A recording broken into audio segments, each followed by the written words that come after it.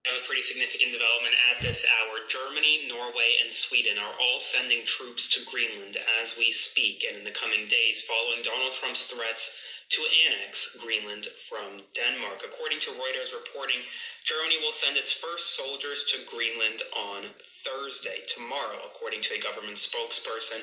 Sweden and Norway have also announced similar moves following demands from Donald Trump that Washington takes control of the island.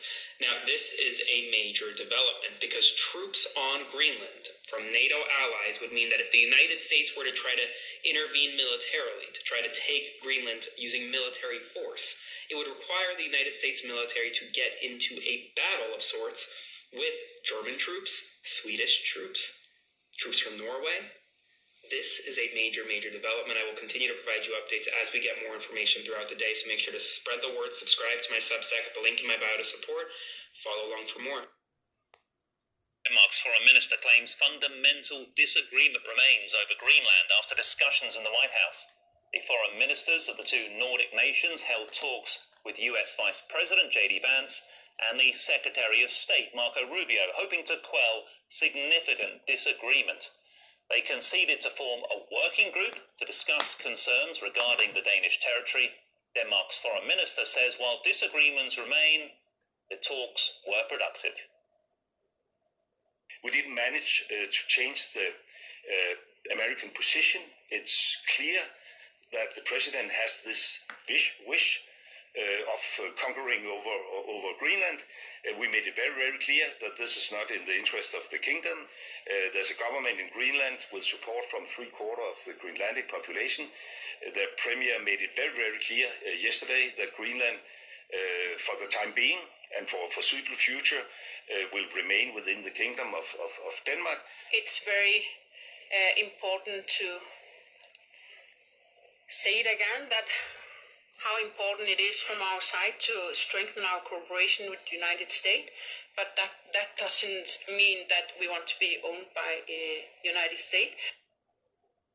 Donald Trump has reiterated his call that Greenland must become part of the US for its security. Speaking at the White House, the president dismissed questions about what taking the island would mean for the future of NATO. He claims China and Russia are too much of a threat to ignore in the Arctic. Greenland is very important for the national security, including of Denmark.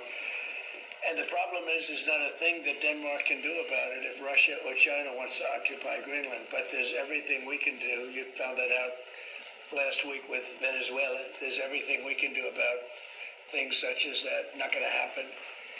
We're not, I can't rely on Denmark being able to fend themselves off. European leaders have voiced their support for Denmark's sovereignty over Greenland. Germany and Sweden announced they will send military personnel to the territory. The European Commission's president claims Greenland can rely on Europe for support. All these deals are so good.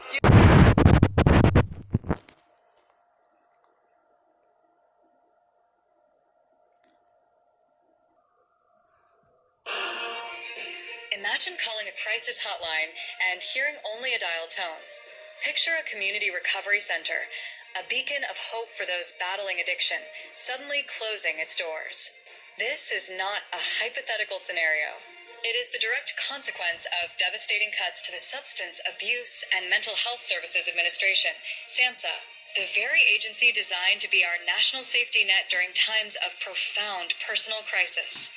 Overnight, a catastrophic dismantling of programs has placed millions of vulnerable Americans at even greater risk. The scale of this withdrawal is staggering. The administration has moved to eliminate roughly $2 billion in mental health programs nationwide. This includes terminating $1.7 billion in vital block grants to state health departments and cutting approximately $350 million dedicated to addiction and overdose prevention. To put it bluntly, the federal government is turning its back on millions of Americans who need these services. What does this mean in human terms? It means a crisis hotline in Wisconsin has gone dark. It means a recovery organization in Pennsylvania is being forced to drop clients. It means school-based mental health programs and youth suicide prevention initiatives are being gutted at a time when our children need them most. Do we value our national infrastructure only when it involves concrete and steel? dismissing the equally critical framework of community care. These cuts sabotage a system built on bipartisan effort and evidence, targeting programs that were actually working. For instance, the APA's notice. Talk, Act, school program, now defunded, had proven results in reducing truancy and major mental health events among youth. Furthermore, the brain drain is catastrophic. SAMHSA has lost more than half of its staff, including nearly all experts focused on youth mental health.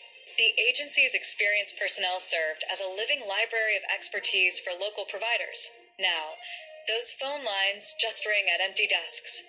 The path forward requires clear, unequivocal public pressure.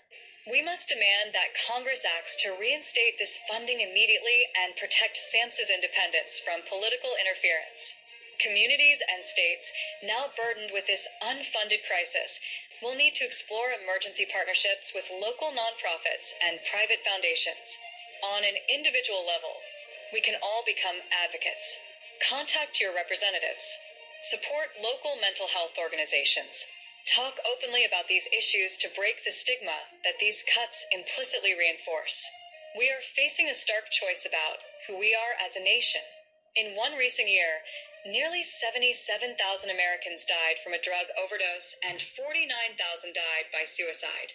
These are not just statistics, they are neighbors, family members, and friends.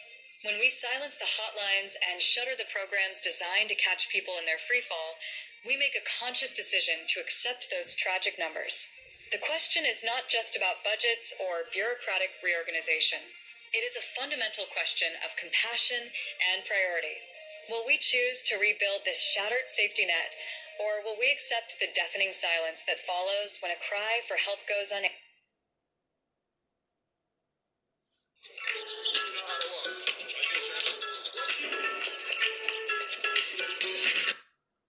That's going to unleash a lot of demons, a lot of chaos, a lot of death, a lot of violence, because people don't have the medication and aid.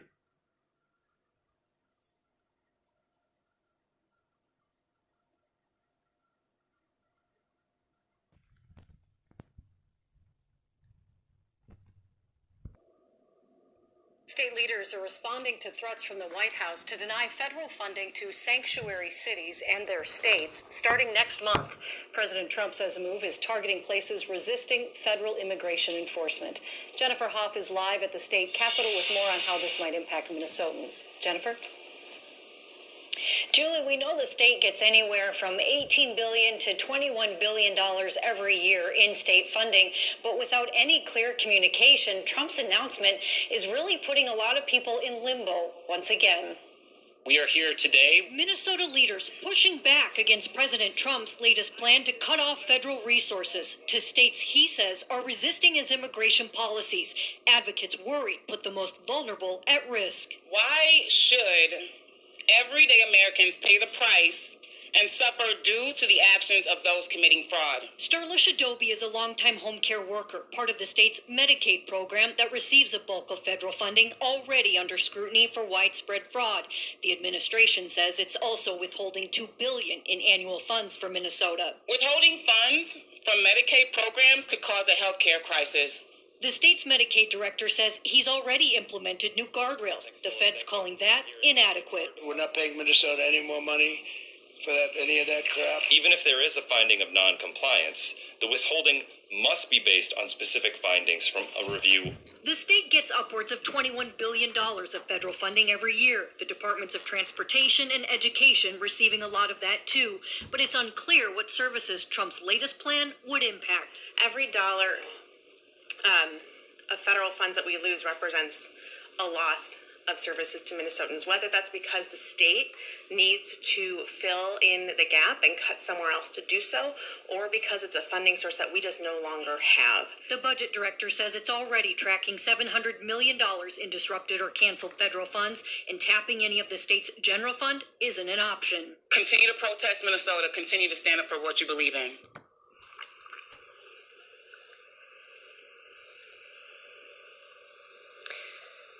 And this is the third attempt by the president to try to freeze federal funding to states like Minnesota. However, the two other times that this has happened, the courts have already struck that down. All of this is coming too as the U.S. Department of Agriculture has announced that it plans to freeze about $130 million in grants to Minnesota. If that happens, that will no doubt impact SNAP benefits as well as poultry testing for some farmers who are dealing with bird flu. So again, there are still a lot of questions tonight and answers that we don't have. Back to you. All right. Thank you, Jennifer.